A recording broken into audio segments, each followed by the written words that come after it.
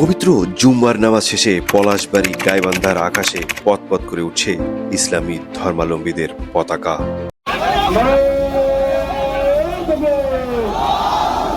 ধীরে ধীরে বাড়তেই থাকলো মুসলিম ধর্মাবলম্বীদের ঢল। বাংলাপিডিয়ার পরিসংখ্যান বলছে পলাশবাড়িতে মুসলিম ধর্মাবলম্বী প্রায় 93.56% এবং হিন্দু ধর্মাবলম্বী মাত্র 6.38%। বাংলাদেশ হাজার বছরের সম্প্রীতির দেশ। এখানে মুসলিম, হিন্দু, বৌদ্ধ, খ্রিস্টান সব ধর্মের মানুষ যুগ যুগ ধরে পাশাপাশি বসবাস করে আসছে। মত পার্থক্য থাকতেই পারে, কিন্তু আমরা পাশাপাশি থাকি, এটাই আমাদের সবচেয়ে বড় শক্তি। তোরা প্রয়োজনে পলাশবাড়িতে যাস না, তোরা প্রয়োজন বোধে গাইবান্ধা থেকে অন্য জেলায় চলে যা।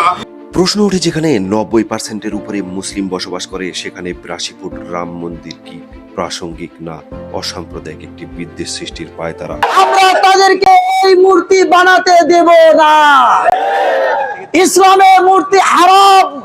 আজকে সাম্প্রদায়িক অসাম্প্রদায়িক সচেতন নাগরিক মহল থেকে এই দাবি আমরা জানাই, যেন খোলা ছাদের নিচে থেকে 82 ফুট মূর্তি অতি দ্রুত প্রশাসনের হস্তক্ষেপে এইটা যেন অপসারণ করা হয়।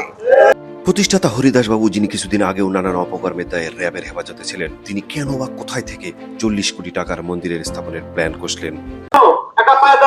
বাংলাদেশ এমন কোন শক্তি নাই যে রাম মন্দির প্রতিষ্ঠা ঠেকায়। যেখানে ভারতের মতো হিন্দু সংখ্যাগরিষ্ঠ দেশ এত বড় মন্দির স্থাপনের চিন্তা মাথায় আনলেন না, তিনি কেন এশিয়ার সবচেয়ে উঁচু মন্দির স্থাপনের সিদ্ধান্ত নিলেন?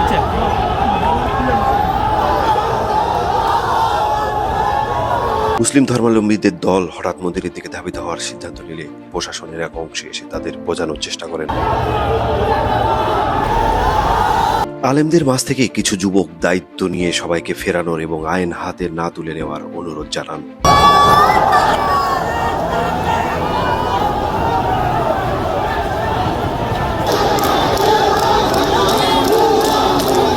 সে সময় আইন শৃঙ্খলা বাহিনী বাধা ও অপমানের মুখোমুখি হয়েও ধৈর্যশীলভাবে তাদের দায়িত্বের জায়গা থেকে এক পাও পিছু হটেনি।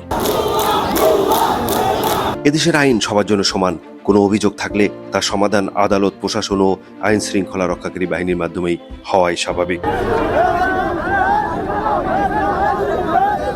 আন্দোলনকারীরা তাদের দাবি বক্তব্যের মাধ্যমে আইন শৃঙ্খলা বাহিনীর কাছে প্রেরণ করেন। মূর্তি মুসলমানদের জন্য হারাম।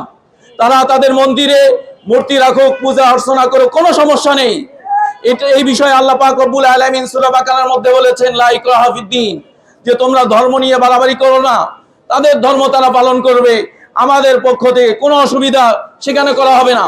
বরঞ্চ যদি ইসলামী রাষ্ট্র হয়, মুসলমানরা পুলিশের মাধ্যমে তাদের পূজা মণ্ডপ পাহারা দেবে।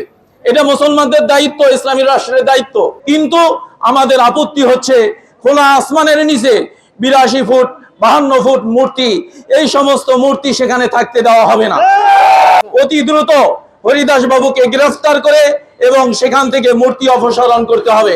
আসুন আমরা কুপ্ররোচনার বাইরে থেকে ধর্মবর্ণ নির্বিশেষে শান্তি নিয়ে বাঁচি।